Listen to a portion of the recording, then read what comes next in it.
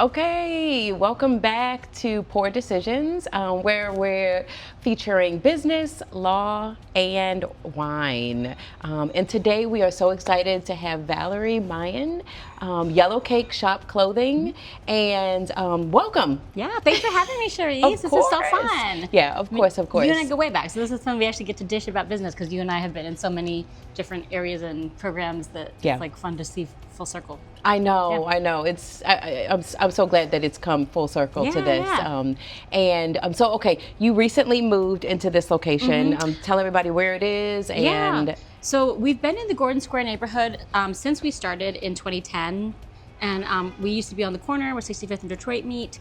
If you're familiar with Ohio City or Lakewood, I always tell people we're right in between Ohio City and Lakewood. So if you've been to the lakefront, Edgewater Park, we are right here in the hub of it. And we are now located at 6706 Detroit Avenue, right next to Ninja City. And we've got the wine bar, the LGBTQ center across the street from us. So we're right in the mix again. Yeah, you're in a great location. Yeah, oh we got really lucky. Okay, so how did Yellowcake start? What was the thought behind it, everything? Yeah, so initially I started it because I needed to pay rent. I went to art school for illustration and graphic design. Okay. And I had been, getting freelance work here and there. I was also waiting tables at every restaurant in Little Italy. I was working at a department store at Dillard's. It was BCBG.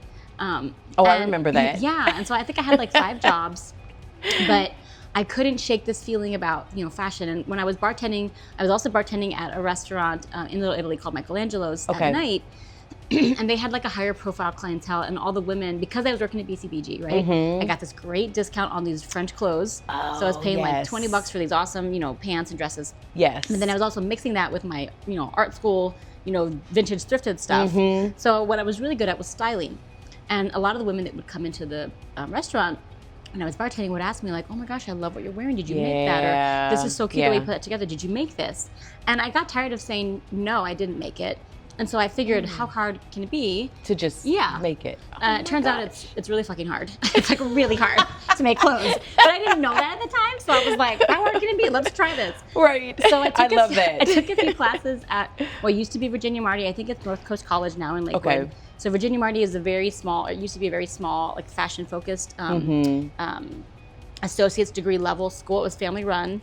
And, I couldn't afford to go through a whole program, but I said, hey, can I take a few classes? So they're yeah, you have to enroll the program still, but you can start with X, Y, and Z classes. So I learned I took their introductory class to sewing, which was learning how to make a button-down shirt. And then the next class was learning how to make a skirt with a zipper. And then the next class after that was learning how to make a dress, right? You're combining the shirt theory and the dress theory, pattern theory together. And then before I could get to any other complex theories or pattern making classes, I had to drop out because you are only allowed to borrow a certain amount from the government for an undergraduate level degree. And even though I had a scholarship at CIA, I still had to borrow some money, and I couldn't borrow anymore. So when the next semester came up, I think I was supposed to take suit making or pattern making for menswear or something. They said, oh, here's your bill. And I'm like, okay, see you later. Because I couldn't pay it. Right. So I dropped out. I loved sewing, and I started teaching myself what I didn't learn in school through books, trial and error. And I loved it so much that I would go to my 3 jobs, and then late at night, I would just sew all night long. And I loved the excitement of cutting something, making it for myself, and then seeing how it would turn out. So I didn't want to perpetuate throwaway culture. I wanted to build something that I knew was going to be valuable. And I love making coats. You can put pockets, you can put zippers, you can make things interchangeable, you can make detachable parts. There was really, to me, it felt like there was no limit with outerwear. And I started with 6 different styles. I actually made the patterns for those when I was spending the summer in Texas with my family. My dad wanted me to take over his home building business, and I was like, I don't want to be a home builder. But I would go to work with him in the day, and then at night I would build my patterns. And I would sew these coats, and I sewed those 5 samples, and that's what started Yellowcake Shop Clothing. Oh my gosh! Yeah, and then I put them on Etsy, and I was selling a coat a day, whereas before I was selling a dress every couple weeks. And so I was like, this is working. Yeah. Did you find that the coats were being purchased by people in certain states? Or That's a great question. So when I was selling on Etsy, I had no clients in Cleveland, not a one, for about a year and a half when I first started. All my first client was the girl in Canada. And then my second client was a woman who was a soccer mom living in Kuwait. She was an army wife. And then my third client was a woman in New York Then I had clients from Ireland, Vietnam, California, like all over. Yeah, I had a woman who bought for me in Oklahoma. Okay. And it was just like kind of random. It was, but it was everywhere but Cleveland. Yeah, everywhere but the Midwest. I had no clients in Chicago. So it wasn't until I started doing, until when I did Project Runway, and then people knew who I was. And then we were able to do pop-up shops, and then we had a storefront, and we started doing trade shows. And so it was a natural evolution, but definitely a winding road to get there, you know. Okay. But you being on Project Runway is absolutely amazing. I'd love for you to talk about that too. Sure, just the opportunity that you had. Yeah. Because we have a celebrity, you know. Yeah, I mean, it was a great time. I'm glad I did it. Yeah. I kind of wish I had waited a few more years until I had more experience under my belt. Okay. Because when I went on the show, I'd only been sewing for 2 years. Okay. And I think I did pretty good considering my level of experience. I made it to the top 7 out of 17 contestants on my season. Yeah, that's a big deal. Yeah, it was difficult. It was so hard. And honestly, at the time, I didn't realize that, you know, I mean, I think the winners of the show will say differently because they won, so they might not have the same outlook or hypotheses. But Isaac Mizrahi even told me when I did Project Runway All-Stars, when I was leaving the runway, I stayed behind and he talked to me because I had been on the panel of judges every episode. I was either in the top almost all episodes or I was in the bottom a few times, but I'd always spoken to them I was never safe. Yeah. And so they got to know me pretty well. And he said, listen, he said, this show is a design competition, or he said it's a game show disguised as a design competition. And so he said it's not about it's not the best designer who wins, it's the best game player who wins. And so it gave me some, you know, I guess relief and comfort in knowing that it wasn't my quality of work that booted me off. It was the fact that I just didn't play the game as well as others. Right, you know? Like, right. I wasn't the villain. I wasn't shit talking. I wasn't, you know, cutthroat. Like I was literally just trying to win. To win, yeah. But I also knew that people would be watching. Yeah. And I wanted to make sure I was protecting my brand. I was protecting my namesake. Like I wasn't about to, like when they had us do the opening credits, they would give us these lines and they'd be like, okay, I want you to turn around really abruptly and say, I'll do anything to win.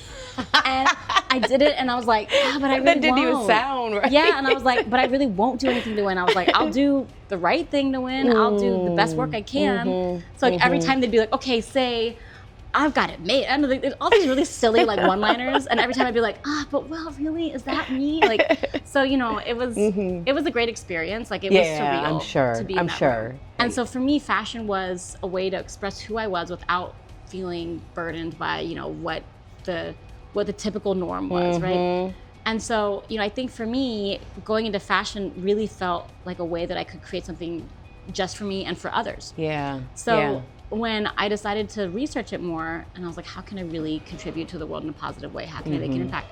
I learned about slow fashion.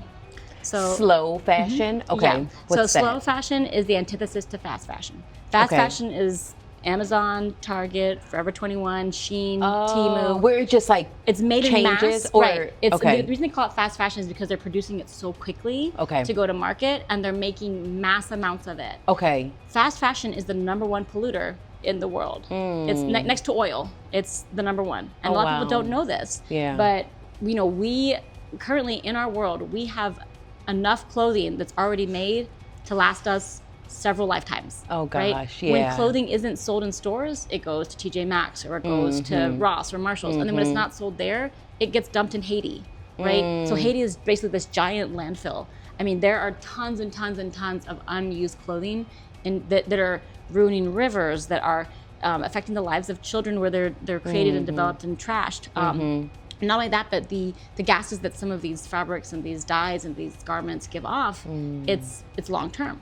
So that sucks. And not to mention the human capital, right? Yeah. The people that are making the fast fashion. I mean, if you look up Rana Plaza in 2013, it was in Bangladesh.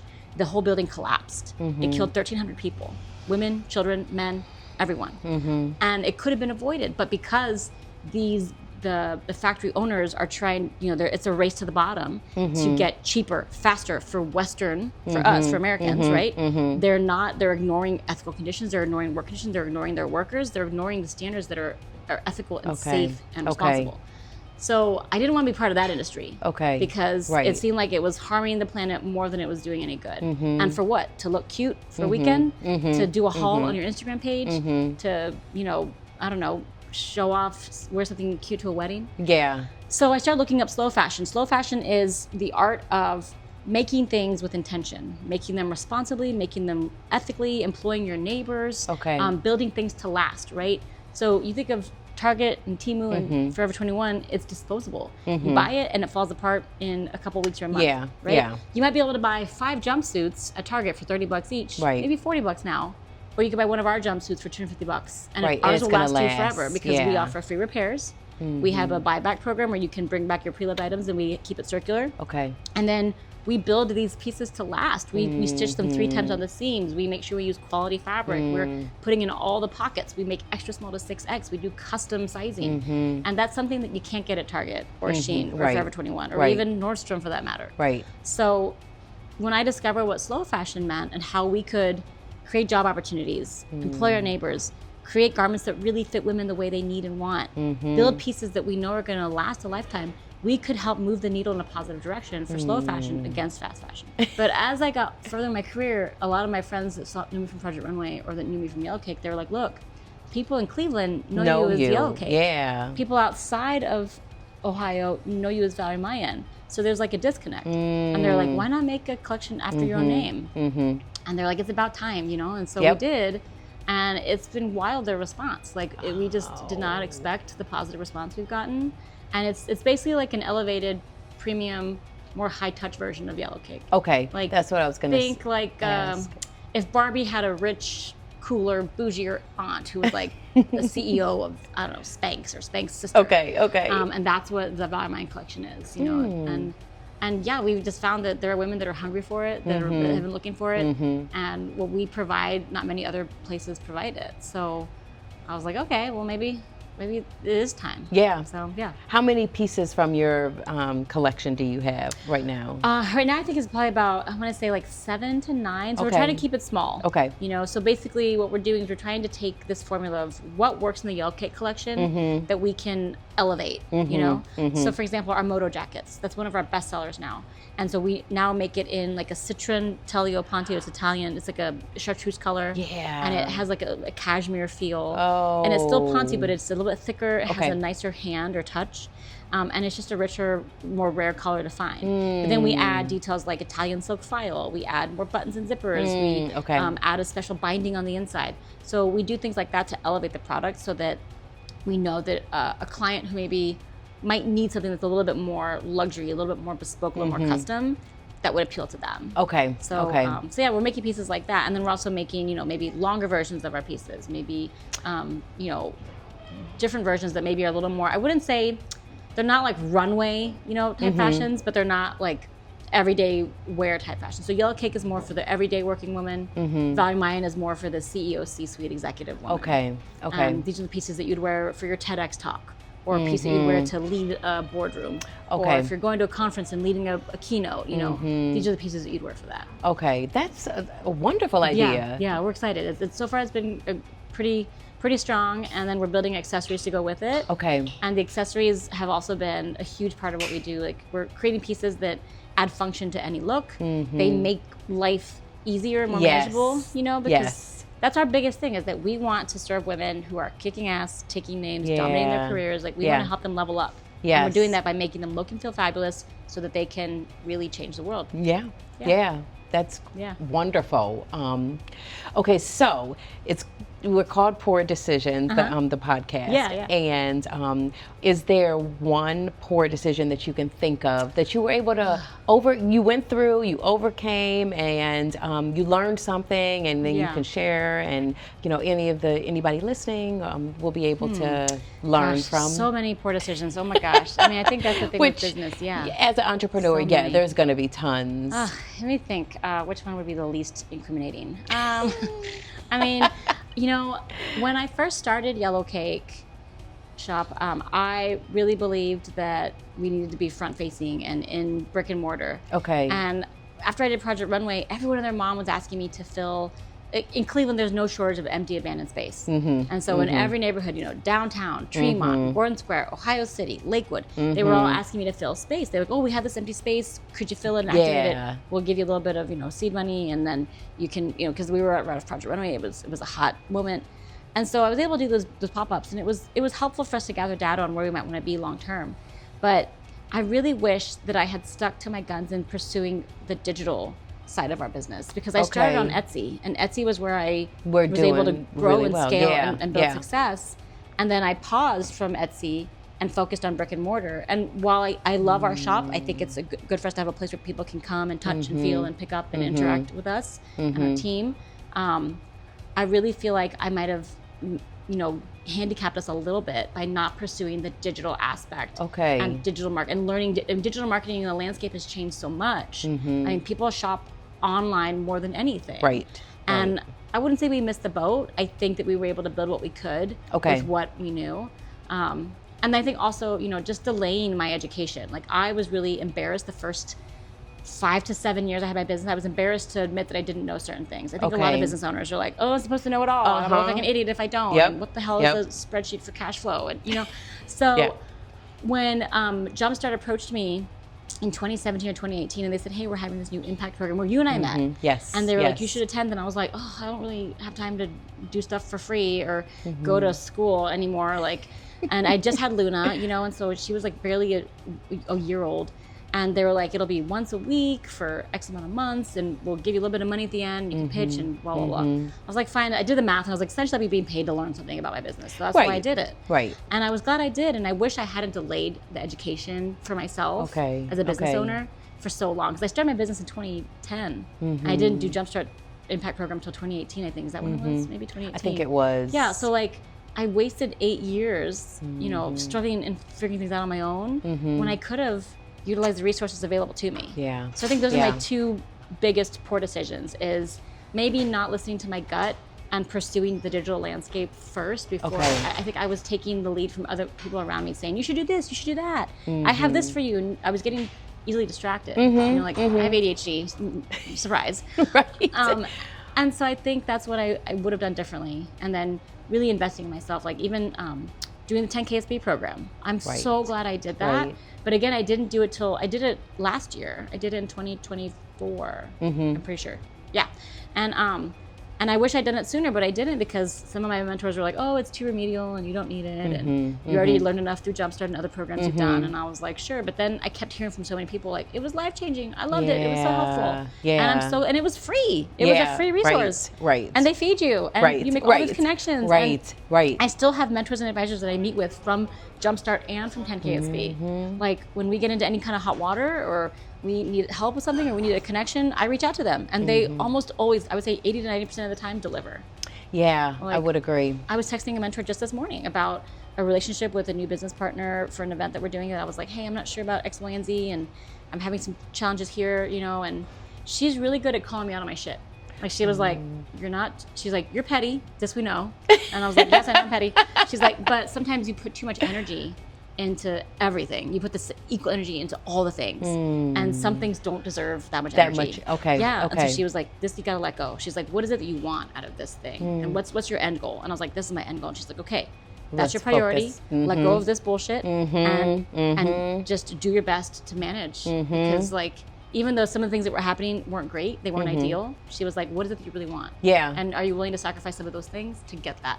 And so it was great to be able to, I was able to do the text her this morning and she got back to me within minutes. They are amazing. It was great to have that soundboard, when you don't, you're siloed so often as a business owner, you're on your own island. It's great to have that access. So I think those are the two biggest poor decisions that I would, and I'm glad I was able to course correct, but I wish I had done it sooner and listened to my gut. And so last question too. What legacy would you like to leave for the community, for your family? I mean, this might sound crass to say. I think as women, it's hard for us to know if we're even allowed to say it. But I want to be wealthy as fuck. Amen to that. Yes. I want to leave wealth for my children. There's nothing wrong with that. I want to leave wealth for my team. I want to leave wealth for our brand so that, we can create opportunities, right? I drive a $3,000 Hyundai I got on Marketplace. I live in a house that's nearly paid off that I paid under $100,000 for. I have an Airbnb in my basement to help me pay the mortgage. I'm doing the most, Charisse, to keep my expenses low and my budget tight. So I don't live a lavish, fancy lifestyle. I don't want to be wealthy so I can buy a yacht. I don't want to be wealthy so I can have a stupid wedding in Venice, right? Jeff Bezos. But you know, I want to be wealthy so I can have options, right? Like so many women stay in situations that don't serve them because of money. Don't. Yeah. Yeah, Have because options. of money. Yeah. They either Yeah. stay at a job they hate, Yeah. they stay with a partner that is not kind to them, they stay in abusive relationships because of money, right? And that even happened to me in my own family, right? With my parents, you know, it was a tough upbringing, and I always try to tread lightly when I talk about it because I love my parents, I respect them, but you know, my mom didn't think she had many options, and she had so many, but she didn't know any better. She really believed some of the lies that people in her family told her, and I think, you know, thankfully my parents are more in love than ever. They've worked out their shit, but you know, a part of me when I was a kid, I was like, this is not great. This is not ideal. We should get the fuck out of here, you know? And right. and she stayed because she was afraid of losing her children. She was afraid that no one would hire her. And she was so skillful. I mean, she could make the best poached pears and wine demi-glace you've ever seen, and she taught herself how to make that shit. Oh. You know?